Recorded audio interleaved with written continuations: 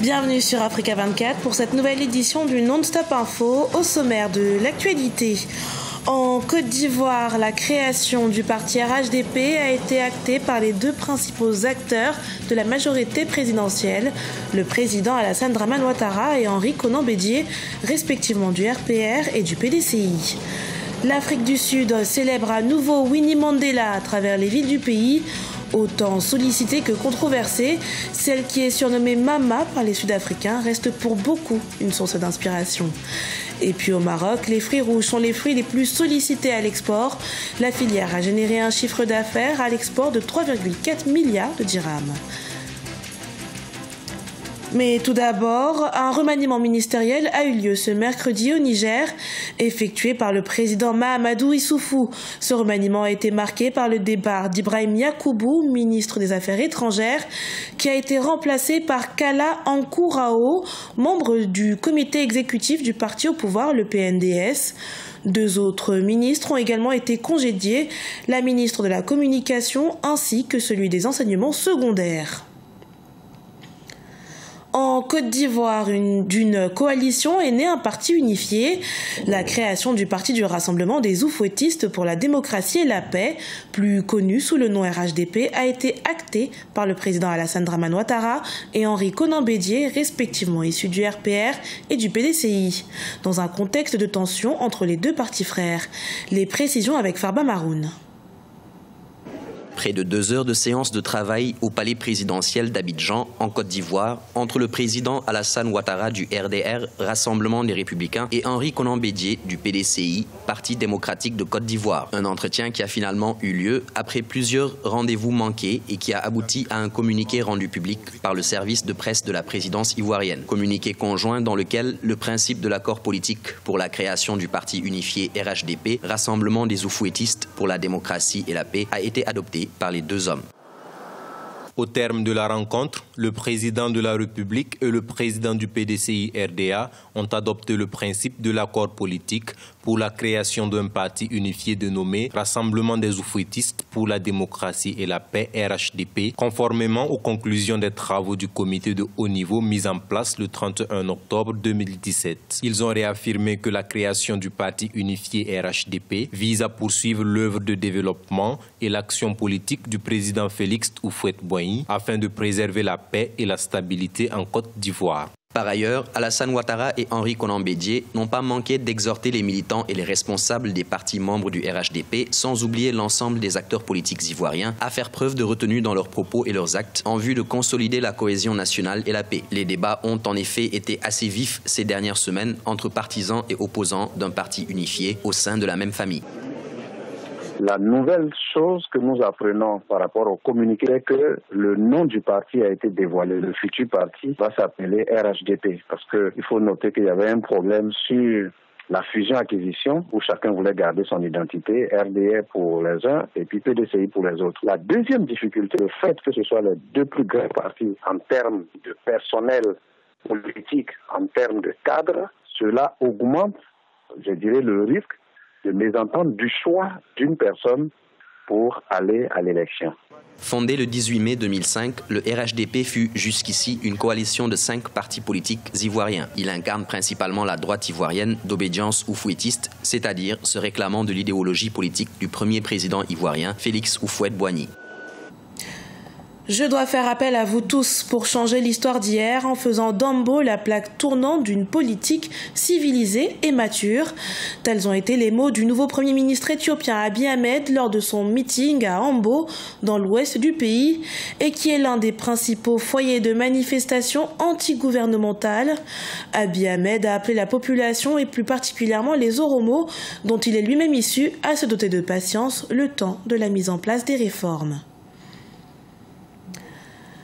Combattante de la cause anti-apartheid, mais aussi femme engagée, Winnie Madikizela Mandela a également suscité de nombreuses controverses, notamment à cause de ses méthodes sans compromis dans la lutte contre la domination blanche. Cependant, la mère de la nation reste pour beaucoup une source d'inspiration dans la poursuite de la lutte pour la justice. Un héritage inestimable pour beaucoup en Afrique. Solange Dubois. Héroïne de la libération pour certains, femme engagée avec une idéologie féroce pour d'autres, Winnie Madikizela Mandela était avant tout un symbole, celui de la lutte contre la ségrégation en Afrique du Sud, devenue grâce à sa révolution une source d'inspiration dans la poursuite de la lutte pour la justice. Nombreux à travers tout le continent souhaitent aujourd'hui poursuivre ses combats. Winnie Mandela a refusé de renoncer de se battre pour sa liberté. Nous devons prendre exemple. Nous, notre génération, nous devons être présents sur le champ de bataille. Nous devons être présents à la table des négociations. Considérée comme la mère de la nouvelle nation, Winnie Madikizela Mandela a mené une campagne inlassable pour la libération de Nelson Mandela et pour les droits des Sud-Africains noirs. Mais ces méthodes sans compromis contrastaient fortement avec le modèle de réconciliation de son ex-mari qui travaillait pour construire une démocratie plurielle. Winnie Mandela, c'est une espèce d'icône pour nous les Congolais. Icône parce que le combat de Mandela Madiba ne peut pas être dissocié à la présence de Winnie Mandela. Elle a apporté son soutien à ce combat contre l'apartheid. Nous ne pouvons pas parler de combat de Mandela et soustraire l'apport de cette femme.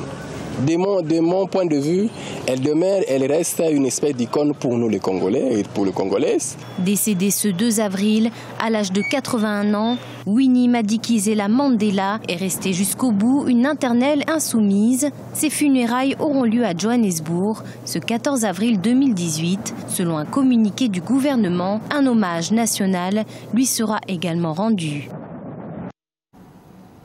Dans l'actualité également, en Algérie, 3 jours de deuil national ont été décrétés par le président Abdelaziz Bouteflika ce mercredi 11 avril afin de rendre hommage aux 257 victimes du crash d'un avion militaire non loin de l'aéroport de Boufarik.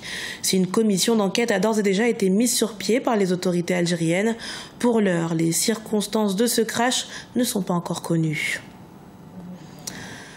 169 000 tonnes de fruits rouges ont été produites par le Maroc à l'issue de la campagne 2016-2017. Et face à l'accroissement de la demande des fraises, myrtilles, framboises et autres fruits, notamment sur les marchés européens, la tendance est à la délocalisation des entreprises européennes. Plus de détails avec Vina Nodin. Le Maroc est en passe de devenir l'un des principaux approvisionneurs du marché européen dans le domaine agricole. Les variétés de fraises, myrtilles, framboises et mûres du pays s'étendent sur 7100 hectares. La filière a généré un chiffre d'affaires à l'export de 3,4 milliards de dirhams, soit 299 millions d'euros pour la saison 2016-2017. La progression du chiffre d'affaires depuis quelques années est due à l'arrivée de plusieurs multinationales.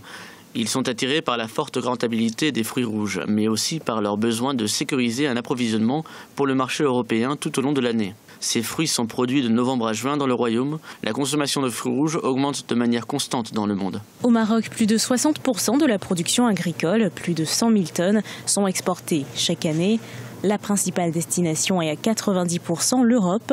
Pour les acteurs de la filière, les conditions imposées chaque année à partir du mois d'avril par la douane au sein de l'Union européenne ne sont pas un frein. Le Maroc a beaucoup de contacts et puis a des relations privilégiées avec l'Union européenne. Donc même si on augmentait par exemple de 10 à 15% les barrières douanières, eux, ils suivent justement, ils sont au courant de tout ce qu'on leur impose, par exemple pour exporter moins, mais ils font de sorte à ce que, par exemple, les produits qu'ils exportent dans l'Union européenne correspondent justement au goût des Européens et puis correspondent aussi, par exemple, au calibrage des fruits que demande l'Union européenne. Les produits agricoles, les fruits, les légumes et les produits de la pêche constituent l'un des premiers postes d'exportation du Maroc vers l'Europe.